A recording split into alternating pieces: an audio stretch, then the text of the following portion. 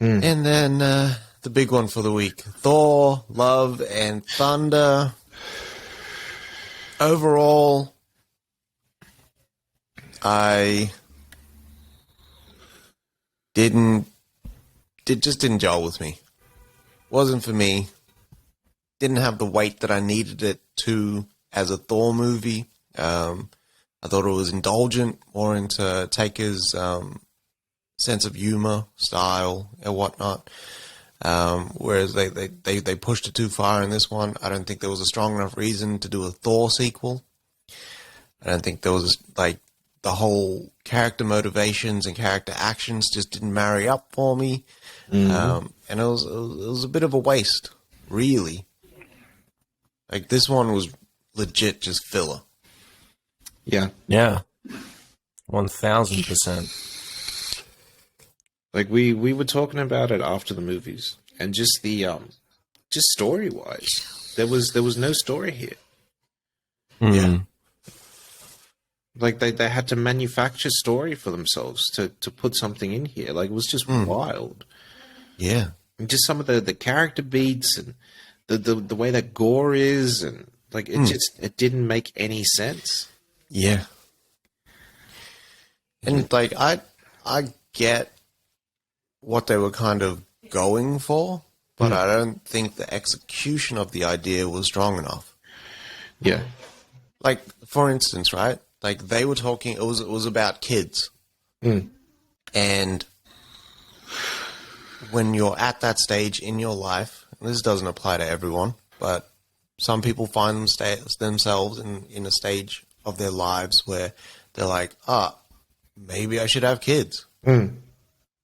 And it's like, and settle down and do all that. And it's like, let's explore that in the MCU with a character that is mostly, like, has been a loner. Yeah. But the movie that we got was Thor being the dumbest guy in the room constantly, the butt of the joke.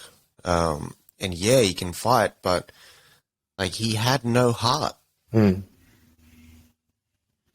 Yeah.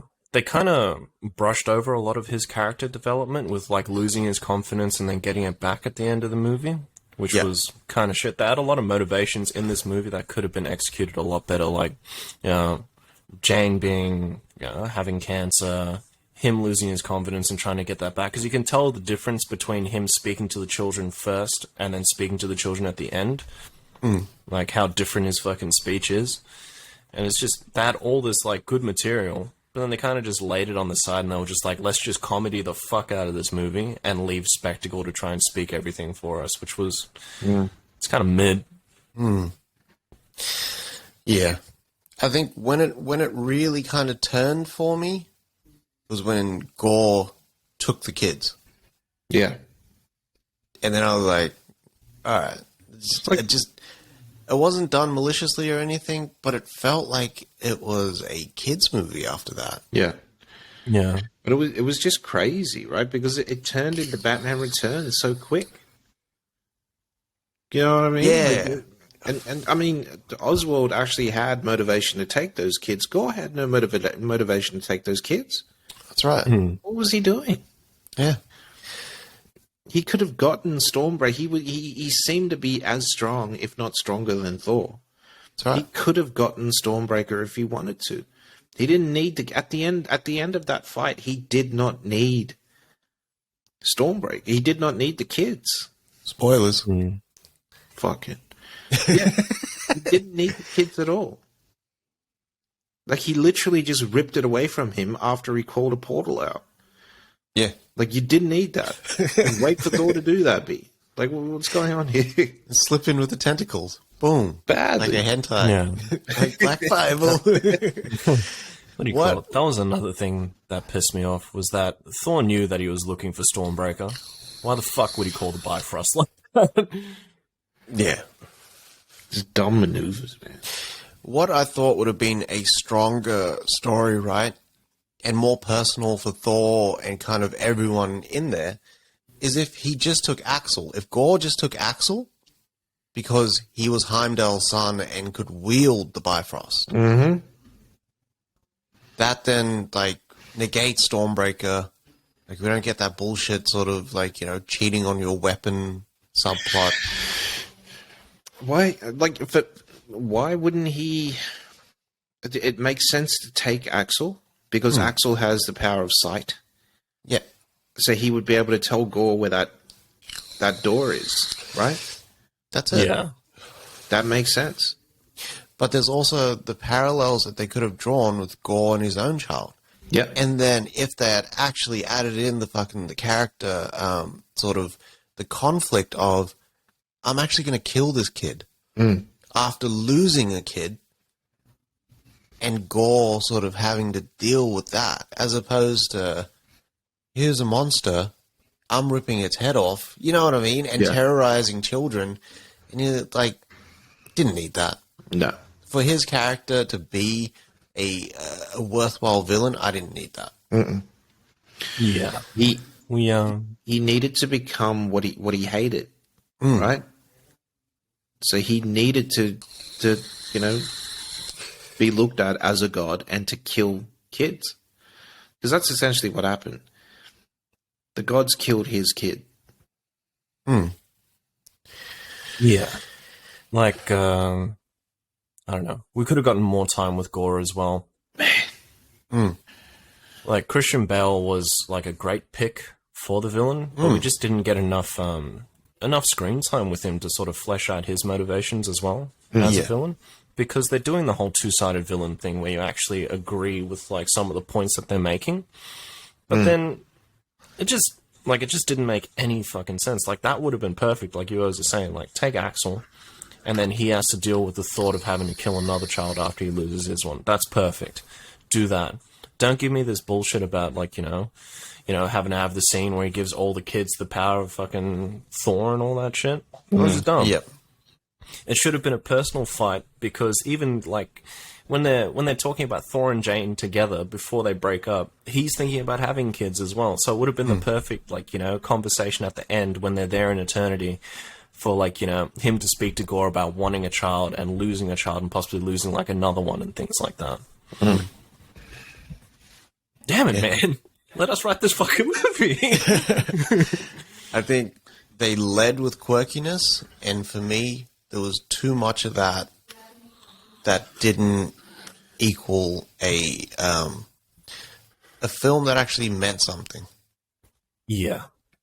The whole plot line of her trying to find a tagline and all that sort of stuff, and I was just over it by the time I watched that movie. Same, and it's the shortest, like one of the shortest MCU movies. It didn't feel like it. No, it dragged. Yeah. There was major pacing issues, which, like, it just felt indulgent, which to me sounds like they didn't have enough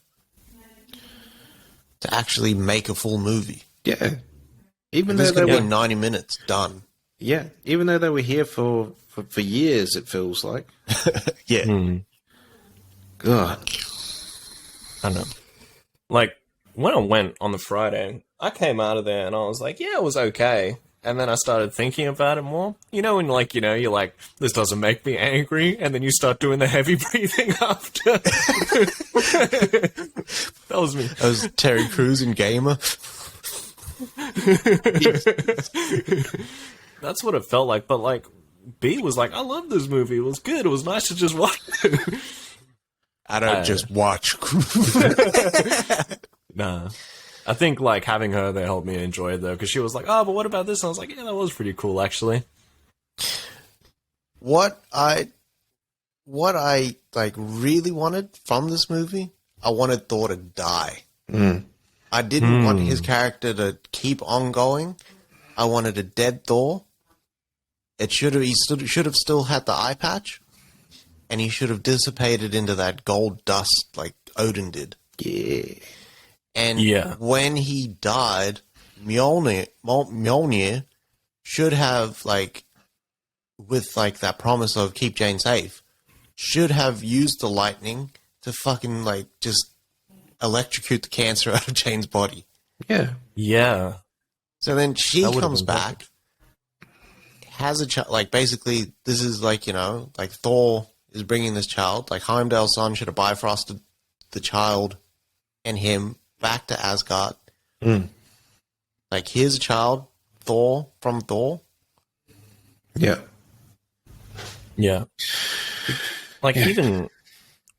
Yeah, I don't know. The whole cancer thing should have been more prominent.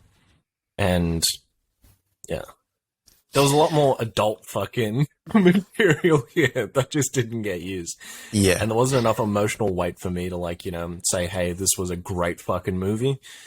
Plus, you're coming off the heels of Ragnarok as well. Ragnarok was fucking on point. Yeah. That's the movie that actually got the balance right. Yep. Yeah. Missed opportunity. We'll see. But they did kill off Thor. They found their fucking loophole. Because Jane is Thor. And she dies. Yeah. I never That's want to how they see another Taker Thor movie again, actually, after this. This is it.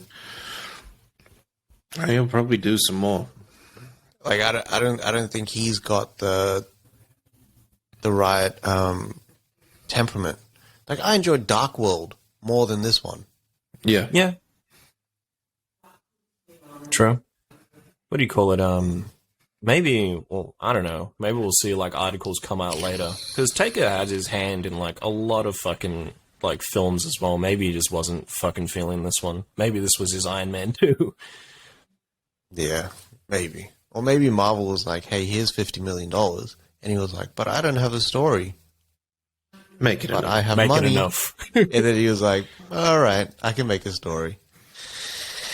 Because I'm Overall pretty sure the disappointed. whole Jane having cancer thing in the comics is a lot stronger than what we saw here. Yeah. Yeah. Oh, well. We'll have to wait to see. Oh, well. Next time. Yeah. That's it. That's a wrap. Overall, disappointed in Thor.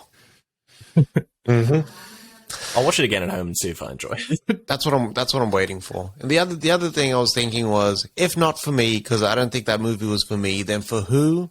And I think it's more the kids. The parents that are taking the kids to go see this movie. And young kids too. And that is a wrap. Taker just came through and said that director's cuts suck. Fucking wanker. Anyway. I didn't hate the man. No, but I that just think that take is dumb. Did you not watch Aliens? Did you not watch Alien? Did you not watch bloody Justice League? It sounds like he's going at what's his face in this statement anyway. Schneider. Yeah. You want to watch my director's cut? It's 4.5 hours long. It's not good at 4.5 hours.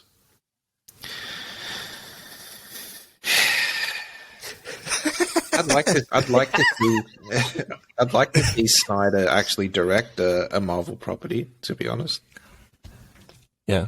and see what he does with it. Yeah. Anyway. Conversation for another day. I'm sure there'll be more Taker takes Yeah. that'll drop in the wake of Thor Ragnarok, Thor Love and Thunder, and the response to it. Because it's not faring too well critically. Critically, no. Box It's office, like yeah. just above the Dark World, which I don't think deserves the hate that it gets. But that's just me. Yeah. So I think they're sitting at. Yeah, they took in 29 million on Thursday and then 69 million on Friday. So Yeah, it's making money. doing numbers. But like we've seen with Doctor Strange, no repeat business. No, it's not Top Right. Gun. No. Whereas Top Gun Maverick hit, I think, the same amount that Doctor Strange did in half the time. Yeah, but Top Gun Maverick only had a drop off of like what 19%? 19%, If that. mate. It's It's just the movie that just keeps giving and giving. I told you yesterday what's going to happen with Top Gun. It's going to be out for a whole year. They're going to release it on home video. It's going to be out. They're going to push it out for a whole year. It's going to become the biggest film on the planet. It's going to beat Endgame or what's his face. And that's how it's going to be.